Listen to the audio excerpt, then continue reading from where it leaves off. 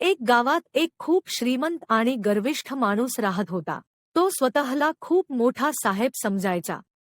त्याला वाटायचं की पैसे असले की सगळं मिळतं आणि लोकांनी फक्त त्याचं ऐकायला हवं. तो कोणालाही कमी समजायचा. गरीब लोकांना तो अपमानाने बोलायचा आणि मदत करणं तर त्याच्या स्वभावातच नव्हतं. गावात लोक त्याला घाबरत होते, पण मनातून कोणी त्याला मान देत नव्हतं. एक दिवस तो गावातून जात असताना साईबाबांना भेटला. तो माणूस खूप शांतपणे बसलेला होता. गर्विष्ठ माणूस त्याच्याकडे बघून हसला आणि म्हणाला, "तू इथे बसून काय करतोस? माझ्यासारखा मोठा होण्याची तुझी लायकी नाही." शांत माणूस काहीच बोलला नाही, फक्त हसला. त्याने त्या गर्विष्ठ माणसाला एक छोटा प्रश्न विचारला, "तू इतका मोठा आहेस म्हणतोस, पण तुझं मन शांत आहे का?" गर्विष्ठ माणूस थोडा चिडला आणि म्हणाला, "मला शांततेची गरज नाही. माझ्याकडे पैसा आहे." तेव्हा त्या साध्या माणसाने सांगितलं, "पैसा माणसाला मोठं करत नाही.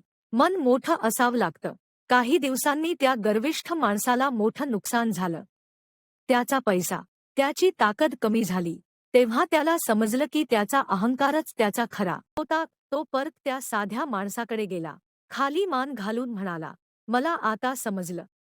मोठेपणा पैशात नाही, मनात असतो." आणि त्या दिवसापासून तो बदलला. माणसाचा खरा मोठेपणा पैसा किंवा ताकद यात नसतो, तर नम्रता, शांतता आणि चांगल्या मनात असतो.